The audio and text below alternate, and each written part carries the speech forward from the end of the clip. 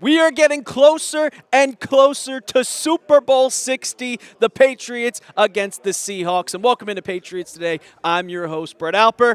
Welcome into Seahawks Today. I am your host, Will Ortner, and we are going to bring you live from Radio Row our final preview for this Seahawks and Patriots matchup.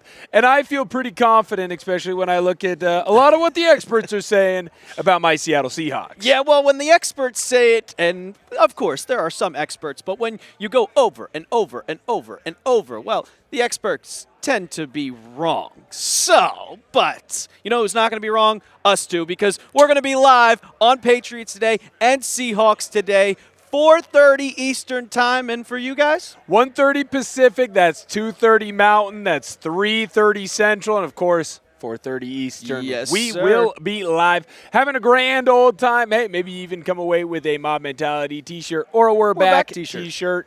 All you got to do, come in, hang out with us, have a grand old time. Now, there are some injuries going on with both teams.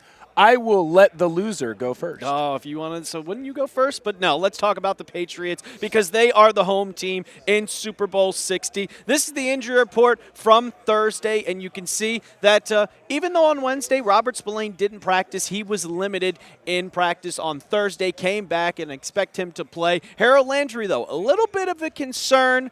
He practiced on Wednesday. He's been dealing with that knee injury for months now. He missed a couple games in the postseason. He missed a couple games in the regular season. I really think that this is going to be the biggest injury that you have to look at for Landry. He is the starting edge rusher. He was the team leader in sacks going into the postseason, but since then, K'Lavon Chaisson has taken over. Anthony Jennings has had a huge resurgence, but the other injuries for May and Spillane, you don't really have to worry about them at all. And for those players, we did get to speak to May and Robert Spillane at media availability, and I got to specifically ask Robert Spillane, after missing practice on Wednesday, well, how's your ankle, and are you going to practice on Thursday?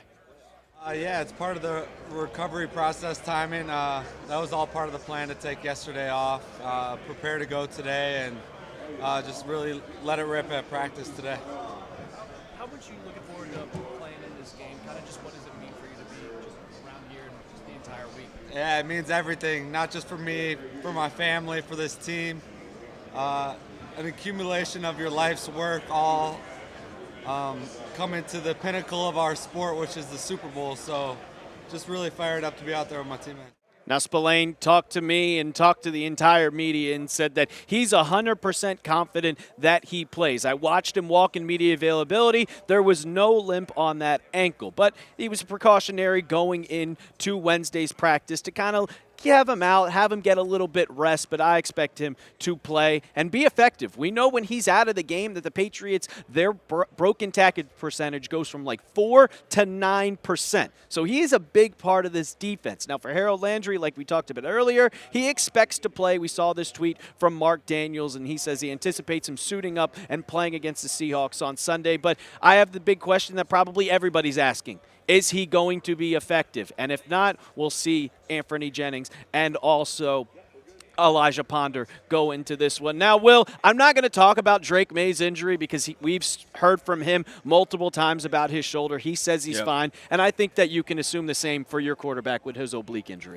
Yeah, 100%. When you're looking at the Thursday injury report for the Seahawks, I know a lot of people are going to be most worried about Nick Emmanwori and did not participate in this matchup. I still think that he is going to be okay. He's going to be out on the field. Got to talk with him a little bit early on Thursday, which I'm sure we have already dove into, really discussed.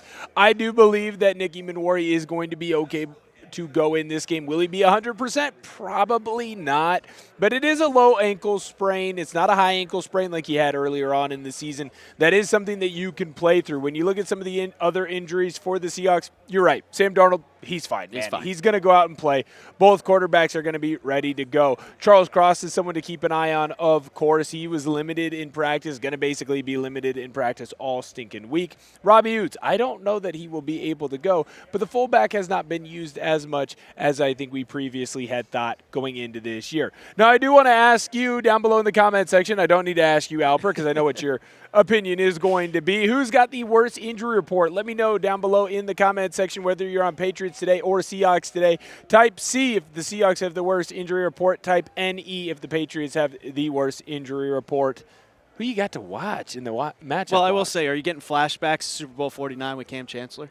No, I have blocked that completely out of my memory bank. There is nothing going on that week. It's kind of a little bit deja vu. And another one deja vu might be Malcolm Butler against it, because we got a good cornerback matchup against a wide receiver. And the first matchup I'm looking at, I think it's what everybody is going to look at, and that's JSN going up against Gonzo. And I will, as the Patriots host, I will say I think Jackson Smith-Njigba was the best wide receiver in football this year. You know how many yards he had, over 1,000, over 100 catches, multiple touchdowns. But I specifically want to look at what he did in the playoffs in these 2 games that he played. 13 catches, 172 yards, 2 touchdowns. And just watching that game against the Rams, he looked unbelievable. 13.2 yards per catch. But we got a guy on the other side of the field that is just one of the best, if not the best, cornerbacks in football. Like Christian Gonzalez, 39.3 completion percentage when you go and target him. And look at that stat. Since postseason 2018 to 2025, he is the best cornerback in football, and also on number 5, Carlton Davis, who did that against the Tampa Bay Buccaneers, and he is also a New England Patriot. But I'm looking at it. I know what the Patriots do. Like, I think that a lot of people are going to be looking at this matchup, which I think it's the most exciting matchup to follow. Yeah. But with the Patriots defense, they do run a lot of zone. So I don't know how many times we're going to see those two line up against each other, because back in 2024, when they did face each other, JSN caught 12 passes. But when Gonzo was on him, he caught 0. So we'll see how much they'll be on each other going into this game. Well, it was interesting, too, because I do agree with you. That is easily the number 1 matchup. Everyone's going to be talking about it. I felt like Mike Vrabel kind of said this week in the lead-up to the game, hey, it's fine. We're not going to change what we do. We are a strong defense, and we got into this position as a Patriots team by playing our style. So it'll be interesting to see, JSN and Gonzo might be a fun matchup, but how many times do we actually see it? I think it's going to be less, unfortunately, than a lot of us may want, because I do think my guy would take care of Gonzo, just like I'm sure you think Gonzo would take care of my guy. It'd be even. Right.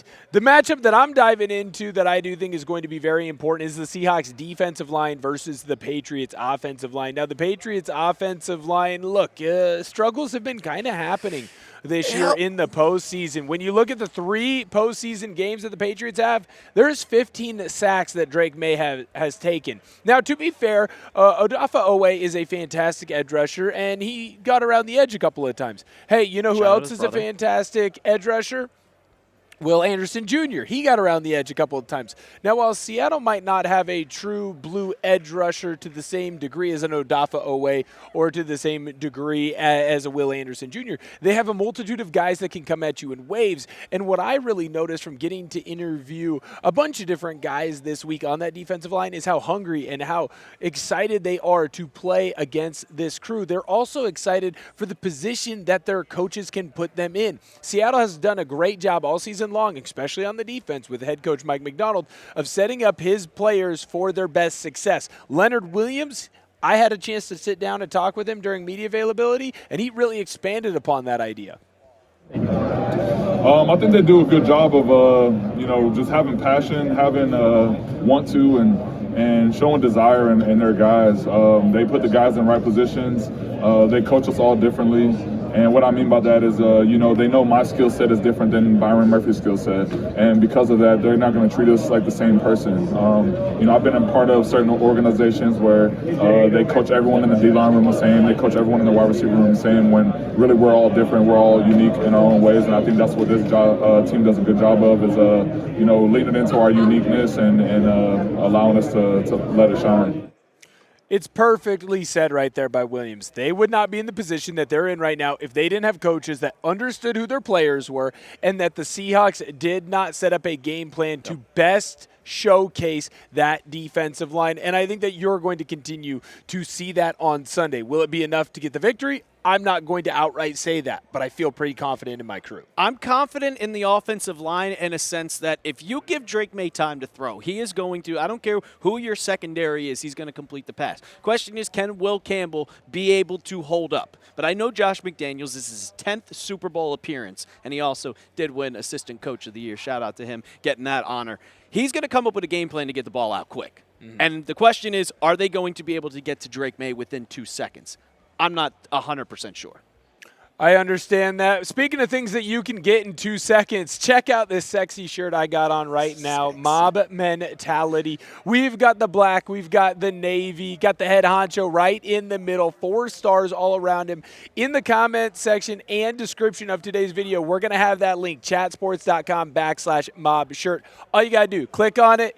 You can go in and pick up your own T-shirt yourself. The thing is freaking sweet, Alper. Oh, it's sweet, but I think the other one is sweeter, the We're Back T-shirts, because, you got the whatever, MOB. I know it's mission over whatever. Well, you can say man over Boston, quote unquote. But if you want to support the new era of the Patriots, you can go from Tom Brady to Drake May, pass in the torch over, chatsports.com/we're back. We're going to have that in the comments and description of today's video. Get yours today, and especially if when we win, you can celebrate the start of maybe a new dynasty. Your shirt isn't as sexy as my shirt. Just look at how well I'm pulling it off right now. Look at how good I look.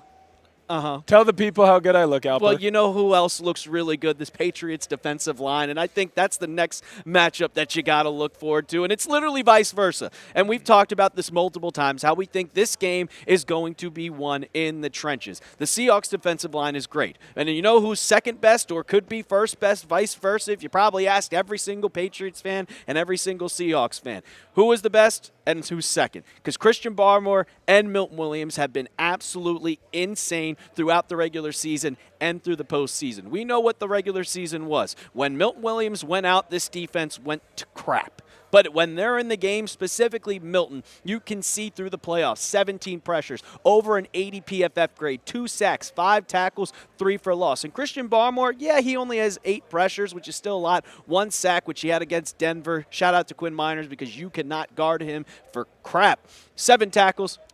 These two are just a wall, and I really think that K9 is going to struggle against this defensive line. He's going to have to get out to the edge if he wants to have any chance here.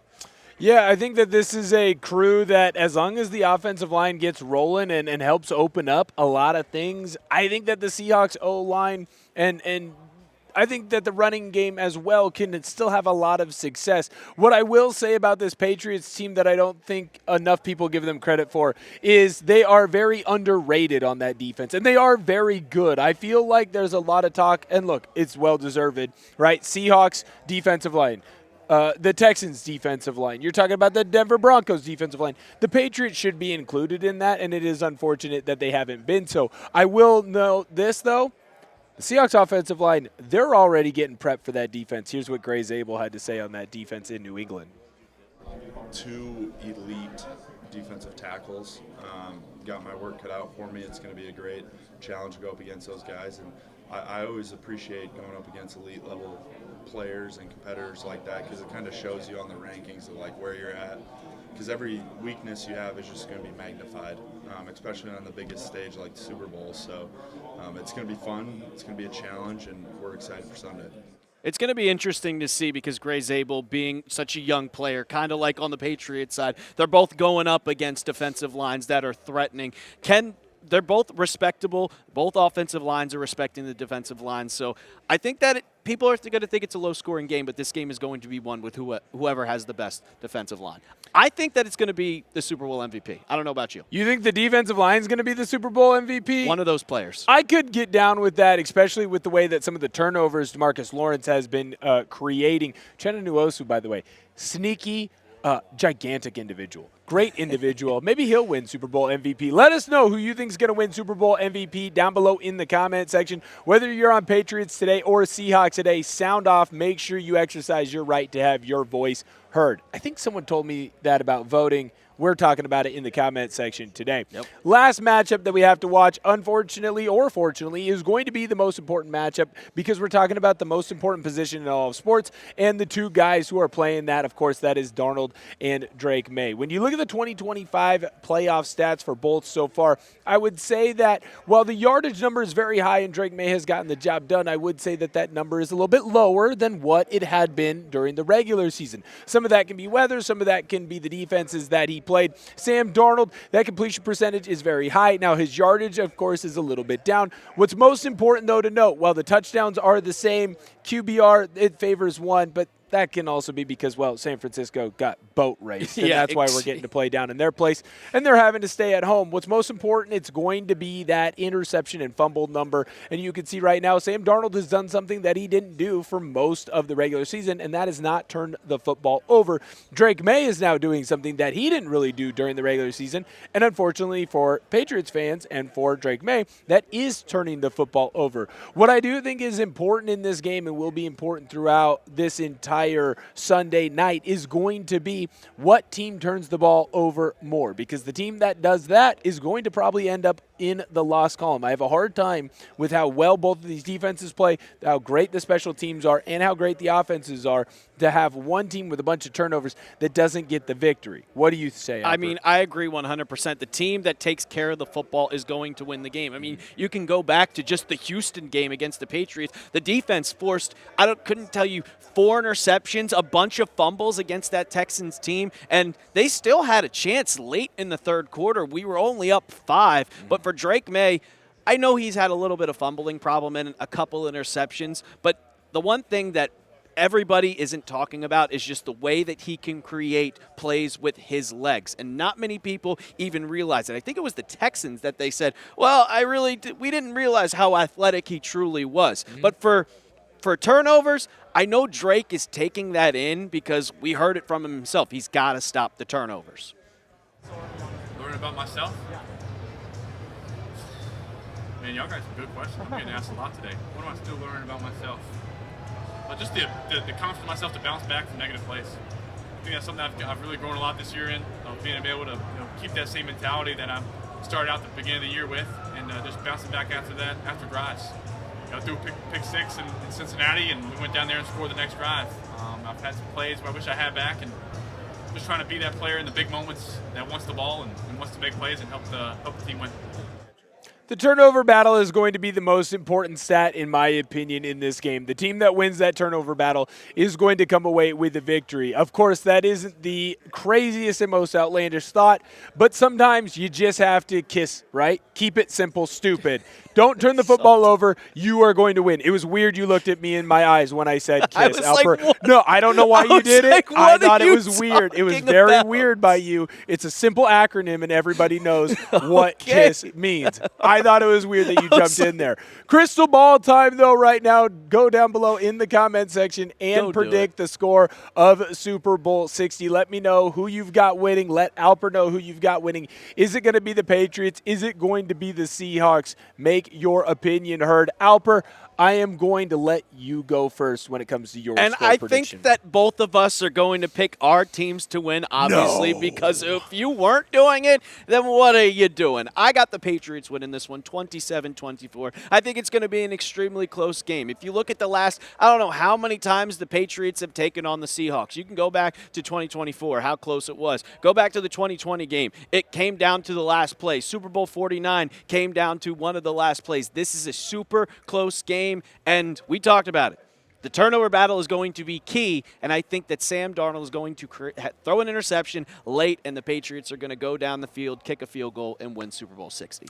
I've got the Seahawks on top in a shocking development. I've got Seattle's defense holding the Patriots to only 2 touchdowns, and frankly, I think that's a pretty darn good appearance by them and a good performance. Offensively, I do think that the Seahawks are going to be able to get the ball rolling on the ground early. Clint Kubiak has shown that he can come up with a fantastic first 10. I've been very impressed with everything that he's been doing from a scripting side in the postseason. I've been impressed with what Sam Darnold has been doing, understanding he knows when he needs to take take a sack versus throw the football away versus try to force a football into a spot, and he's done a great job of picking those spots in the postseason.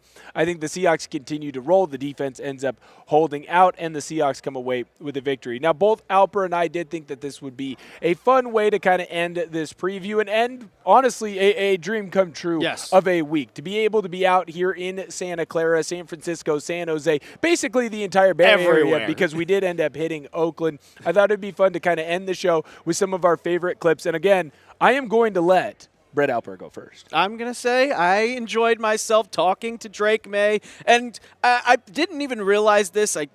Picking the final clips from the week, and I ended up with the two best players on the team. Let's hear from them. But who's your hero? My hero. My hero. I think my hero would be probably my older brothers. I think my heroes, just living up, growing up with them, having somebody, that's that close to me, kind of live their own life, and me to just learn from them, and be the youngest brother, and have the opportunity to kind of have something to chase. I was chasing my older brothers, they all had a passion. I was just trying to find a passion for myself, that I could kind of follow them and have to be football down here. Awesome, thanks, Drake. Welcome to the NFL moment. I would say my rookie year, first preseason game. Nico Collins ran an out route. I was in deep coverage. He'd been in the league for a minute. Kind of coming to the sideline. I'm kind of thinking he's gonna go out of bounds. Preseason. Ducked his head. Got hit a little bit, flew a couple yards, but glad it happened real early. What do you see as Jonas Lopez when dancing with the stars? It would mean a lot. We've had a battle of the West all season. Big rivalry games against the Rams and the Niners, and it'd be some sweet victory to cap off the season, winning the Super Bowl in their home stadium.